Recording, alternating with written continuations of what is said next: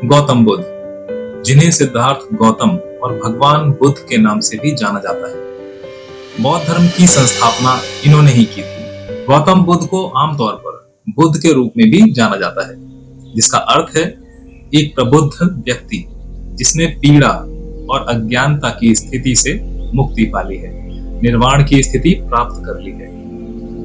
गौतम बुद्ध का जन्म 623 ईसा पूर्व में दक्षिणी नेपाल में लुम्बिनी प्रांत में हुआ था। उनका जन्म हिमालय की तलहटी में रहने वाले शाक्य वंश के एक कुलीन परिवार में हुआ।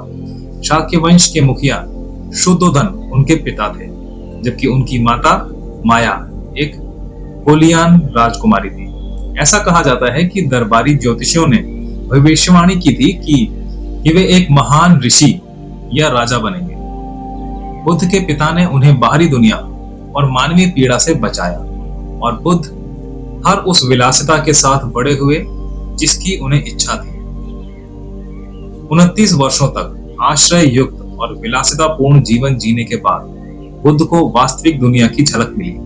कपिलवस्तु की सड़कों पर बुद्ध को एक बूढ़ा आदमी, एक बीमार आदमी और एक शव मिला। उनके सारथी ने उन्हें समझाया कि सभी प्राणी बुढ़ापे, बीमारी और मृत्यु के अधीन हैं। ये सुनने के बाद बुद्ध को आराम नहीं मिला। लौटते समय रास्ते में उन्हें एक भटकता हुआ साधु टहलता हुआ दिखाई दिया। उन्होंने समझ लिया कि वह एक तपस्वी बनकर ही इन सब कष्टों को दूर कर सकते हैं, और फिर उन्होंने सामाजिक पीड़ा की समस्याओं के उत्तर की तलाश में बुद्ध ने अपनी पत्नी को बिना जगाए चुपचाप विदा कर दिया और एक तपस्वी का साधारण वस्त्र पहनकर जंगल की ओर प्रस्थान कर गए। उन्होंने 2 शिक्षकों के साथ काम किया, अलारा कलामा और उद्रका रामपुत्र। अलारा कलामा से उन्होंने सीखा कि अपने दिमाग को शून्यता के इस क्षेत्र में प्रवेश कराने के लिए कैसे प्रशिक्षित किया जाता है। उद्रका रामपुत्र ने उन्हें सिखाया कि मन के एकाग्रता क्षेत्र में कैसे प्रवेश किया जाए। ना तो ये चेतना है और ना ही बेहोशी। आखिरकार बुद्ध ने मुक्ति की तलाश में अपने दोनों शिक्षकों को छोड़ दिया। 6 वर्षों तक बुद्ध ने अपने 5 अन्य साथियों के साथ चावल के एक दाने को खाकर और शरीर के विरुद्ध मन का विरोध करते हुए तपस्या की। बुद्ध द्वारा तपस्या त्यागने का निर्णय लेने के बाद उनके 5 साथियों ने भी उन्हें छोड़ दिया। जब इस तपस्या से भी कोई लाभ नहीं हुआ तो बुद्ध ने उस तपस्या को भी छोड़ दिया। एक गांव में बुद्ध को सुजाता नाम की एक महिला ने दूध का एक बर्तन और शहद के कई बर्तन भेंट किए। इसके बाद वो नैरंजना नदी में स्नान करने गए और फिर बोधि वृक्ष के नीचे बैठ गए, जहां उन्होंने ध्यान लगाया। 7 दिनों के बाद वो मानवीय पीड़ा की जंजीरों से मुक्त हो गए। प्रबुद्ध व्यक्ति बुद्ध बन गए। ज्ञान प्राप्ति के बाद बुद्ध अपनी प्राप्ति के बारे में लोगों को बताने में झिझक रहे थे। उनका मानना था कि अधिकांश लोगों के लिए इसे समझना बहुत कठिन होगा, लेकिन ऐसा कहा जाता है कि भगवान ब्रह्मा ने उन्हें अपना निर्णय बदलने के लिए कहा। बुद्ध अपने शिक्षकों अलारा कलामा और उद्रका रामपुत्र को खोजने के लिए वापस गए, लेकिन उनकी मृत्यु हो चुकी थी। फिर भी वह अपने 5 साथियों को खोजने के लिए गए जो उन्हें छोड़कर चले गए थे। बुद्ध ने वाराणसी के पास सारनाथ में अपने 5 साथियों से मुलाकात की और उन्हें अपने जागरण के बारे में बताया और उन्हें आश्वस्त किया। ये पहली बार था जब बुद्ध ने धर्म चक्र चलाया। 5 साथी प्रथम संघ बन गए, पुरुषों का एक समुदाय, और बाद में महिलाएं भी जिसमें जुड़ने लगी। जिन्होंने बुद्ध की शिक्षाओं का पालन किया, उन्होंने पूर्वोत्तर भारत में छोटे समूहों में यात्रा की, धर्म की व्याख्या की और भोजन के लिए भीख मांगते हुए ध्यान का अभ्यास किया। बुद्ध 49 वर्षों तक भारत के गांवों और कस्बों में घूमते रहे और धर्म का प्रचार प्रसार करते रहे। कई राजा उन्हें जानते थे और उन्होंने संघ के विश्राम स्थलों के लिए बगीचे और पार्क दान दिए। जहां लोग उनके पास आते थे, बुद्ध ने संघ के लिए कुछ नियम बनाए, कुछ नियम विकसित किए जो प्रतिमोक्ष नामक विभिन्न ग्रंथों में संरक्षित है।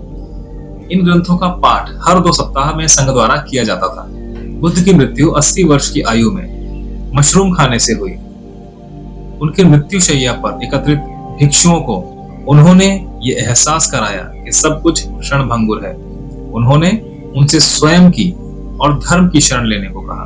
उनकी मृत्यु के कुछ शताब्दियों के बाद बुद्ध को भगवान बुद्ध की उपाधि दी गई।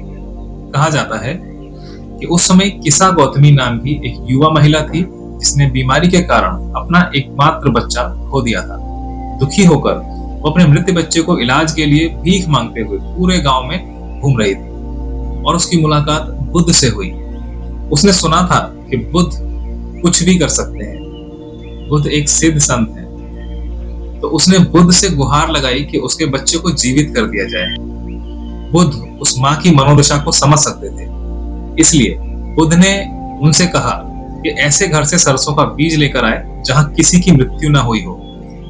किसा गौतमी ने अथक खोज की, लेकिन वो जिस घर में जाती थी वहां किसी न किसी की मृत्यु तो हुई ही थी, क्योंकि मृत्यु एक सार्वभौमिक अनुभव है। अपनी खोज की निरर्थकता को महसूस करते हुए किसा गौतमी ने जीवन की नश्वरता और मृत्यु की अनिवार्यता को समझा। वो बुद्ध के पास लौट आई। उन्होंने उसे 4 आर्य सत्य और अष्टांग मार्ग के बारे में सिखाया। उनके मार्गदर्शन के माध्यम से उसे शांति और स्वीकृति मिली, अपने दुख पर काबू पाया और जीवन और मृत्यु की वास्तविकता को अपनाया। अपने जीवन के अंत में बुद्ध की शिक्षाएं बौद्ध धर्म के मूल सिद्धांतों पर जोर देती रही। 4 आर्य सत्य, अष्टांगिक पथ। उन्होंने सचेतना, ध्यान और करुणा के महत्व पर जोर देना जारी रखा। बुद्ध की अंतिम शिक्षाओं में से एक परिनिब्बाण सूत्र थी, जिसमें उन्होंने अपने जीवन और शिक्षाओं पर विचार किया था। उन्होंने सदाचारी जीवन जीने और आत्मज्ञान के लिए प्रयास करने के महत्व पर जोर दिया था।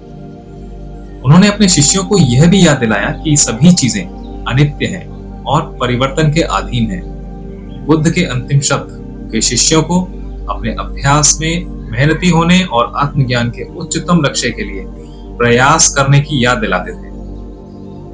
और अंततः उन्होंने उन्हें धम्म के मार्ग का पालन करने, करुणा और दया के साथ जीवन जीने की सलाह दी और निर्वाण को प्राप्त हो गए।